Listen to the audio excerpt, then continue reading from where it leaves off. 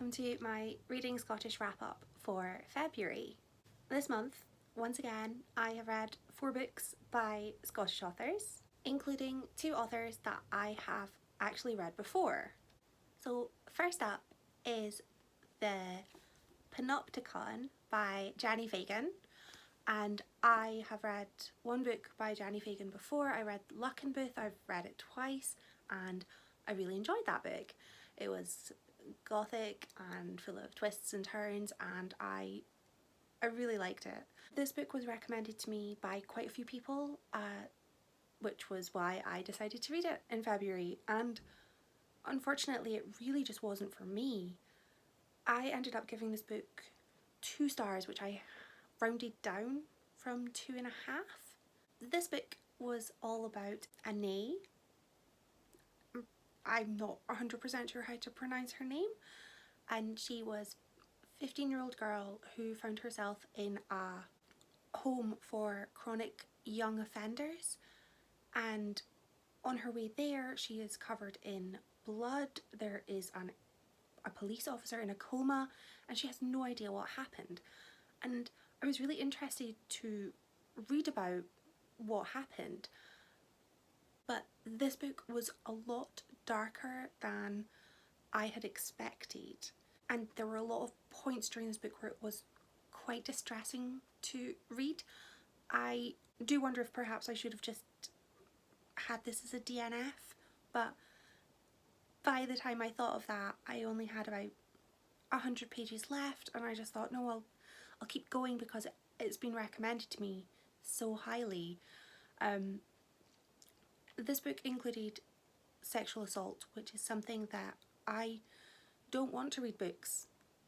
I don't want to read fiction books that include that. This book was all about a child who'd basically been failed by every adult in her life and basically left to a future that was assumed would be spent in prison.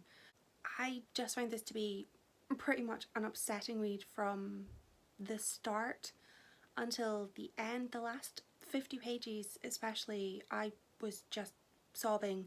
They were so sad, and just, this isn't the sort of book that I enjoy reading, so it wasn't for me. But I know loads of people that loved it, and I know that the author has written another story that I really enjoyed, so I will still read other things by them, just this one, not for me, and that's okay.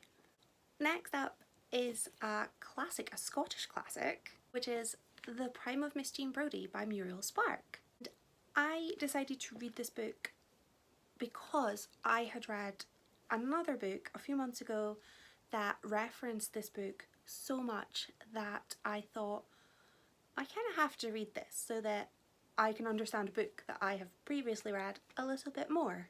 And this book is all about a very outspoken and glamorous teacher called Miss Jean Brodie, who teaches at a prestigious girls' school in Edinburgh.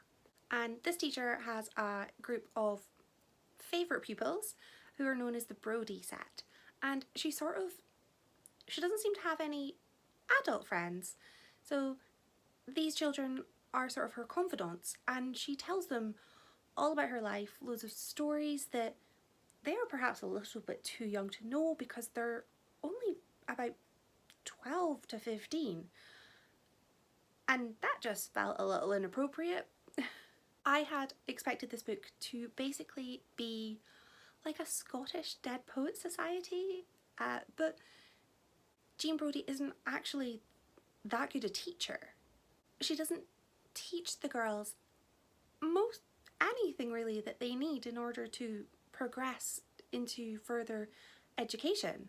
I did actually feel quite sorry for the girls and for Jean Brodie, because the girls thought that they were having this amazing experience with a teacher and, you know, having preferential treatment and being the special chosen ones, but the teacher was ultimately failing them, and Jean Brodie kind of didn't have anybody else, and that's why she had this group of girls.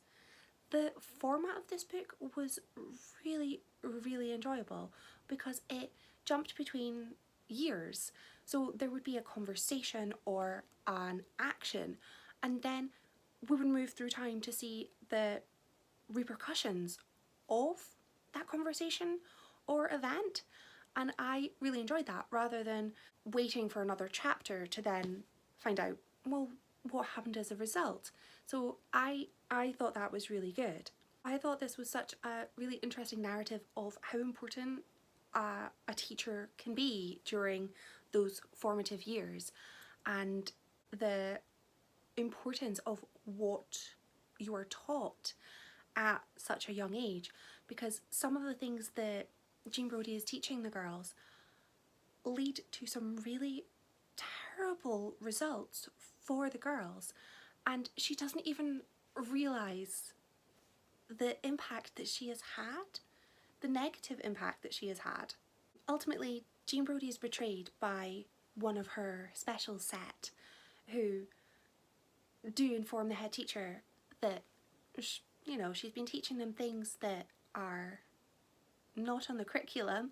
This book is basically looking into who was it that betrayed Miss Jean Brodie, and she sort of uses the girls against each other to try to work it out, and it was really an enjoyable read.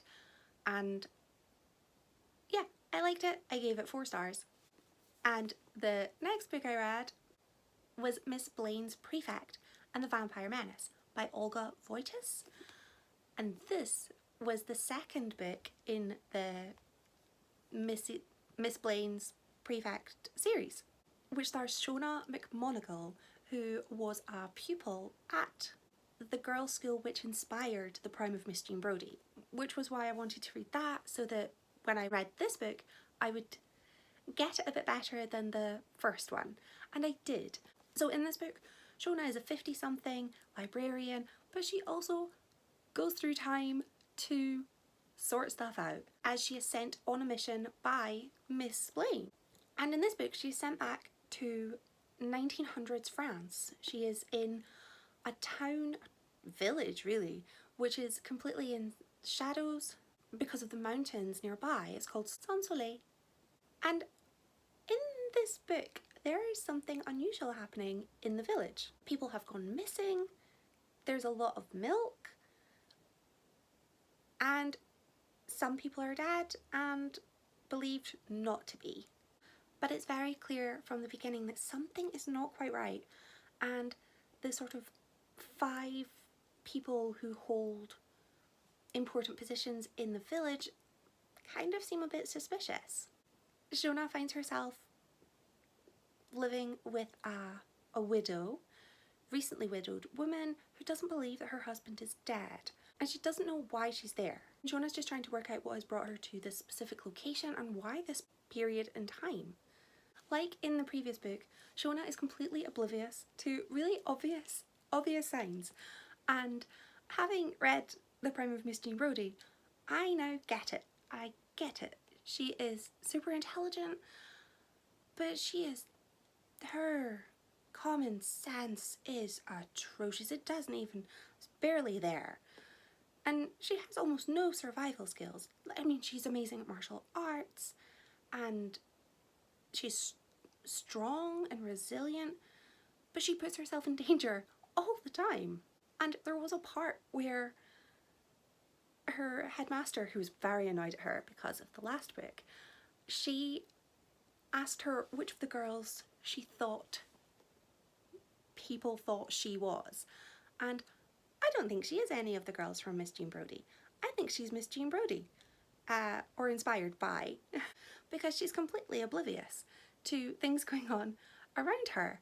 And I really loved that this book included a reference to Slane's Castle, which is not too far from where I am in Aberdeen, and it's also the castle behind the inspiration of Dracula, which is one of my favourite books. That was just such a nice little nod, and it's so full of little bits of Scottish history, little references that I just thought were really enjoyable and added a little extra element for me. I even found myself putting in little tabs. So I think that's a good sign, because there's bits that I wanted to go back and reread. And I really enjoyed this book so much more than the first one. I actually have requested, very, I feel quite cheekily, but I've requested an advanced reader's copy of the next book, so, you know, fingers crossed about that. Otherwise I'll just buy it, because I want to continue with the series. I'm really enjoying it now, and I can't wait to see what happens next with Shona and what trouble she gets herself into. As suggested in the title, this book does include a vampire, but it's not your classic kind of vampire. There were so many points during this book where I just belly laughed. There's a giant cheese festival, which was just interesting. Children in this book, it was really interesting to see, because there was a school and the children that were at that school just felt, I imagine they were how Shona was when she was at school. They were just so keen to learn. You know, it's their lunch break and they're just wanting to do extra maths. I thought that was a really nice addition to the book. I gave Miss Blaine's Prefect and the Vampire Menace 4 stars. I kind of was dithering between whether it was a 3 or a 4, because I wanted to give it 3.5, so I'm giving it 4 because it made me laugh. Moving on to my favourite book, my favourite Scottish read of February, and that was A Glasgow Kiss by Sophie Gravia.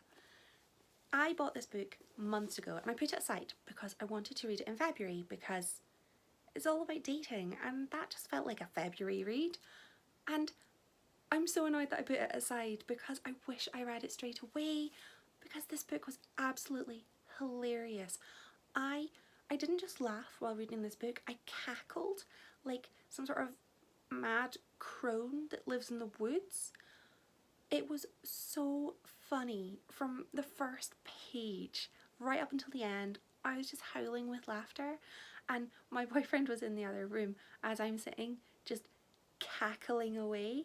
This book is very, very explicit.